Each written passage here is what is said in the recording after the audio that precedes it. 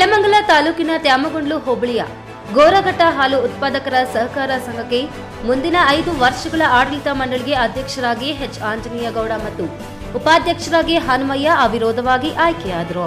ನೂತನ ಅಧ್ಯಕ್ಷ ಆಂಜನೇಯಗೌಡ ಮಾತನಾಡಿ, ಸಂಘದಲ್ಲಿ ಕಾಂಗ್ರೆಸ್ ಬೆಂಬಲಿತ 12 ನಿರ್ದೇಶಕರಿದ್ದು, ಶಾಸಕರಾದ ಎನ್ ಶ್ರೀನಿವಾಸ್ ಅವರ ಮಾರ್ಗದರ್ಶನದಂತೆ ನಿರ್ದೇಶಕರ ಮತ್ತು ಅಧ್ಯಕ್ಷರ ಚುನಾವಣೆಗಳಲ್ಲಿ ಅವಿರೋಧವಾಗಿ ಆಯ್ಕೆಯಾಗಿದ್ದೇವೆ. ಸಂಘದ ನೂತನ ಕಟ್ಟಡ, ಪಶು ಆಹಾರ ಸೌಲಭ್ಯ, ಉಚಿತ ಪಶು ಚಿಕಿತ್ಸಾ ಶಿಬಿರಗಳನ್ನು ಆಯೋಜಿಸುತ್ತೇವೆ.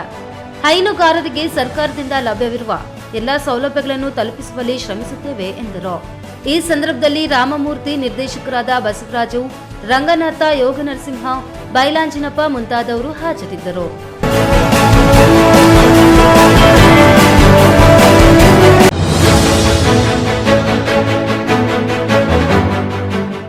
ತುಮಕೂರು ಜಿಲ್ಲೆ ಶಿರಾ ತಾಲೂಕಿನ 200 ಕೆರೆಗಳಿಗೆ ಎತ್ತಿನಹೊಳೆ ಯೋಜನೆ ಮೂಲಕ ನೀರು ಹರಿಸಲು ಯೋಜನೆ ರೂಪಿಸಲಾಗಿದ್ದು, ಕಾಮಗಾರಿ ಕುಂಟುತ್ತಾ ಸಾಗಿದೆ.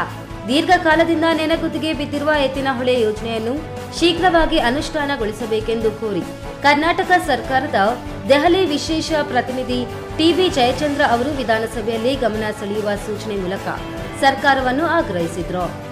ಇದಕ್ಕೆ ಉತ್ತರಿಸಿದ ಉಪಮುಖ್ಯಮಂತ್ರಿ ಹಾಗೂ ಜಲಸಂಪನ್ಮೂಲ ಸಚಿವರಾದ ಡಿಕೆ ಶಿವಕುಮಾರ್ ಅವರು ಎತ್ತಿನಹೊಳೆ ಯೋಜನೆಯಲ್ಲಿ ಇರುವ ತೊಡಕುಗಳನ್ನು ನಿವಾರಿಸಿ ಆದಷ್ಟು ಬೇಗ ಈ ಯೋಜನೆಯನ್ನು ಅನುಷ್ಠಾನಗೊಳಿಸುವುದಾಗಿ ಭರವಸೆ ನೀಡಿದರು.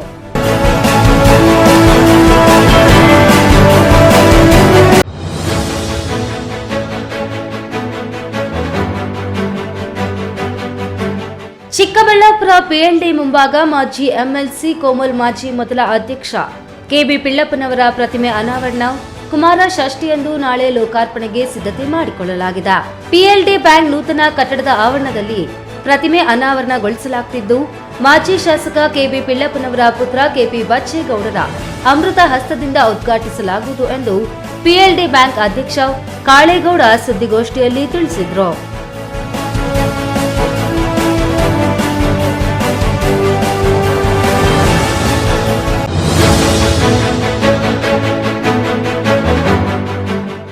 ತುಮಕೂರು ಜಿಲ್ಲೆ ಶಿರಾ ತಾಲೂಕಿನ 200 ಕೆರೆಗಳಿಗೆ ಎತ್ತಿನಹೊಳೆ ಯೋಜನೆ ಮೂಲಕ ನೀರು ಹರಿಸಲು ಯೋಜನೆ ರೂಪಿಸಲಾಗಿದ್ದು, ಕಾಮಗಾರಿ ಕುಂಟುತ್ತಾ ಸಾಗಿದೆ. ದೀರ್ಘಕಾಲದಿಂದ ನೆನೆಗುದಿಗೆ ಬಿದ್ದಿರುವ ಎತ್ತಿನಹೊಳೆ ಯೋಜನೆಯನ್ನು ಶೀಘ್ರವಾಗಿ ಅನುಷ್ಠಾನಗೊಳಿಸಬೇಕೆಂದು ಕೋರಿ ಕರ್ನಾಟಕ ಸರ್ಕಾರದ ದೆಹಲಿ ವಿಶೇಷ ಪ್ರತಿನಿಧಿ ಟಿಬಿ ಜಯಚಂದ್ರ ಅವರು ವಿಧಾನಸಭೆಯಲ್ಲಿ ಗಮನ ಸೆಳೆಯುವ ಸೂಚನೆ ಮೂಲಕ ಸರ್ಕಾರವನ್ನು ಆಗ್ರಹಿಸಿದರು. ಇದಕ್ಕೆ ಉತ್ತರಿಸಿದ ಉಪಮುಖ್ಯಮಂತ್ರಿ ಹಾಗೂ ಜಲಸಂಪನ್ಮೂಲ ಸಚಿವರಾದ ಡಿಕೆ ಶಿವಕುಮಾರ್ ಅವರು ಎತ್ತಿನಹೊಳೆ ಯೋಜನೆಯಲ್ಲಿ ಇರುವ ತೊಡಕುಗಳನ್ನು ನಿವಾರಿಸಿ ಆದಷ್ಟು ಬೇಗ ಈ ಯೋಜನೆಯನ್ನು ಅನುಷ್ಠಾನಗೊಳಿಸುವುದಾಗಿ ಭರವಸೆ ನೀಡಿದರು.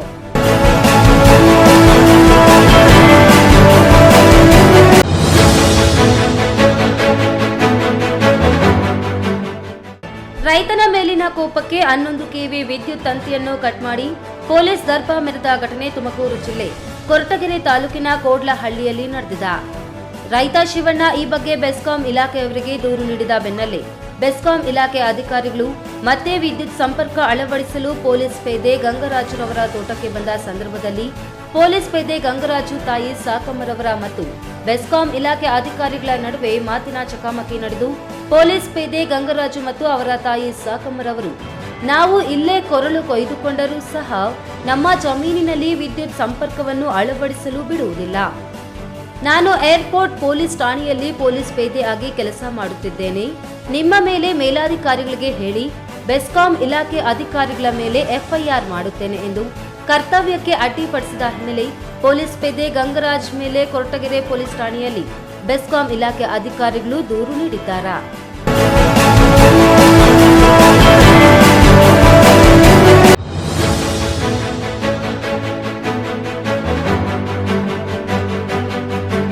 ಬೆಕ್ಕು ಸಾಕುವ ವಿಚಾರವಾಗಿ ಲೋಕಾಯುಕ್ತ ಮೆಟ್ಟಿಲೇರಲಾಗಿದೆ. ಸಾಕು ಪ್ರಾಣಿಯಿಂದ ಅಕ್ಕಪಕ್ಕದ ಜನರಿಗೆ ತೊಂದರೆಯಾಗುತ್ತೆ. ಮನೆಯಲ್ಲಿ 40 ಬೆಕ್ಕು, 5 ನಾಯಿ, ಪಕ್ಷಿಗಳನ್ನ ಓರ್ವ ಮಹಿಳೆ ಸಾಕಿರುವುದಕ್ಕೆ ಅಕ್ಕಪಕ್ಕದ ನಿವಾಸಿಗಳು ಲೋಕಾಯುಕ್ತ ಪೊಲೀಸ್ ಠಾಣೆ ಬಿಬಿಎಂಪಿಗೆ ದೂರು ನೀಡಿದ್ದಾರೆ. ದಿನವಿಡೀ ಬೆಕ್ಕುಗಳು ಕೂಗುವ ಕಾರಣ ನಿದ್ದೆ ಬರ್ತಿಲ್ಲ, ವಾಸನೆಯಿಂದ ಸುಸ್ತಾಗಿದ್ದೇವೆ ಎಂದು ದೂರಿನಲ್ಲಿ ಜನರು ಉಲ್ಲೇಖಿಸಿದ್ದಾರೆ.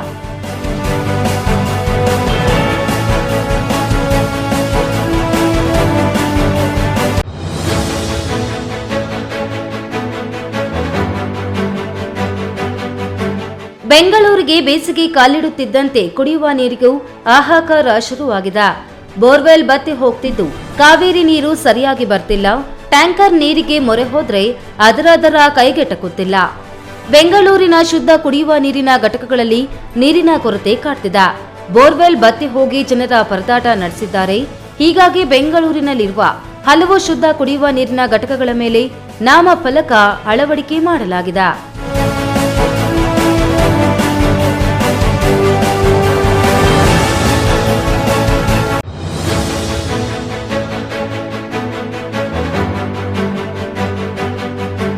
ತಾಲೂಕಿನ ಯಲಗಟ್ಟೆ ಸಮೀಪದ ಕ್ರಾಸಿನ ಬಳಿ ಖಾಸಗಿ ಬಸ್ಸಿನ ಬ್ರೇಕ್ ಫೇಲ್ ಆಗಿ ಸರ್ಕಾರಿ ಬಸ್ಸಿಗೆ ಡಿಕ್ಕಿಯಾದ ಪರಿಣಾಮ 40 ಜನರಿಗೆ ಸಣ್ಣ ಪುಟ್ಟ ಗಾಯಗಳಾಗಿದ್ದು ಪ್ರಾಣಾಪಾಯದಿಂದ ಪಾರಾಗಿದ್ದಾರೆ. ಬೆಳಗೆರೆ ಕಡೆಯಿಂದ ಬಂದ ಖಾಸಗಿ ಬಸ್ ಚಳ್ಳಕೆರೆ ಕಡೆಯಿಂದ ಟಿಎನ್ ಕೋಟೆಗೆ ತೆರಳುತ್ತಿದ್ದ ಸರ್ಕಾರಿ ಬಸ್ಸಿನ ಮಧ್ಯೆ ಅಪಘಾತ ಸಂಭವಿಸಿದ್ದು, ಈ ಅಪಘಾತದಲ್ಲಿ ಯಾವುದೇ ರೀತಿಯ ಅನಾಹುತ ಸಂಭವಿಸಿಲ್ಲ ಎಂದು ತಿಳಿದು ಬಂದಿದೆ.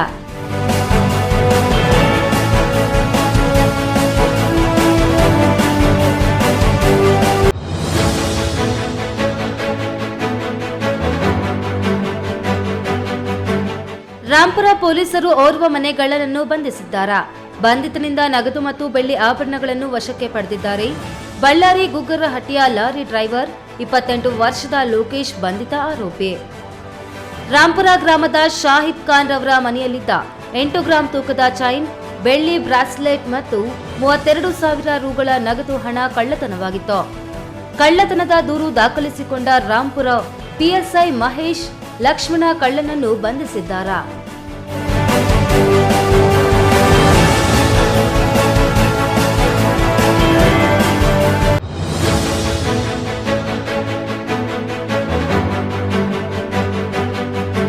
ಕೇಂದ್ರ ಸರ್ಕಾರದ ವಿರುದ್ಧ ಪ್ರತಿಭಟನೆ ಮಾಡುತ್ತಿರುವ ರೈತ ಮುಖಂಡರು ಮಂಗಳವಾರ ತಾತ್ಕಾಲಿಕ ಕದನ ವಿರಾಮ ಘೋಷಿಸಿದ್ದು, ನಾಳೆ ಬೆಳಗ್ಗೆಯವರೆಗೆ ಮುಂದೂಡುವ ನಿರ್ಧಾರವನ್ನು ಪ್ರಕಟಿಸಿದ್ದಾರೆ. ಮಾಧ್ಯಮದವರನ್ನ ಉದ್ದೇಶಿಸಿ ಮಾತನಾಡಿದ ರೈತರು ತಮ್ಮ ಸದಸ್ಯರ ಯೋಗಕ್ಷೇಮದ ಬಗ್ಗೆ ಕಳವಳ ವ್ಯಕ್ತಪಡಿಸಿದ್ರು. 60 ರೈತರು ಗಾಯಗೊಂಡಿದ್ದಾರೆ. ಅಶ್ರುವಾಯು, ಶೆಲ್ ಮತ್ತು ರಬ್ಬರ್ ಬುಲೆಟ್ಗಳಿಂದ ನಮ್ಮ ಮೇಲೆ ದಾಳಿ ಮಾಡುವ ಮೂಲಕ ಸರ್ಕಾರ ನಮ್ಮನ್ನು ಪ್ರಚೋದಿಸುತ್ತಿದೆ ಎಂದು ಅವರು ಆರೋಪಿಸಲಾಗಿದೆ.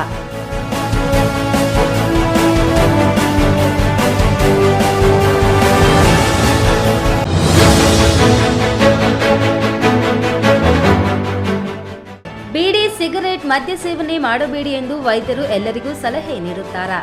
ಆದರೆ ಆಸ್ಪತ್ರೆಯಲ್ಲಿ ಮಹಿಳೆಯೊಬ್ಬರು ಬೀಡಿ ಸೇದಿದ್ದಾರೆ. ಈ ಘಟನೆ ನಡೆದಿರುವುದು ಬಿಹಾರದ ರಾಜಧಾನಿ ಪಾಟ್ನಾದ ಏಮ್ಸ್ನಲ್ಲೇ. ಸುತ್ತಮುತ್ತಲಿನ ರೋಗಿಗಳಿಗೆ ತೊಂದರೆಯಾಗುತ್ತದೆ ಎಂದು ಮಹಿಳೆ ಕಾಳಜಿ ವಹಿಸದೆ ಬೀಡಿ ಸೇದಿದ್ದಾಳೆ. ಸಿಒಪಿಡಿಯಿಂದ ಬಳಲುತ್ತಿದ್ದ ಆಕೆಯನ್ನು ಆಸ್ಪತ್ರೆಗೆ ದಾಖಲಿಸಲಾಗಿತ್ತು. ಸದ್ಯ ಈ ವಿಡಿಯೋ ವೈರಲ್ ಆಗುತ್ತಿದೆ.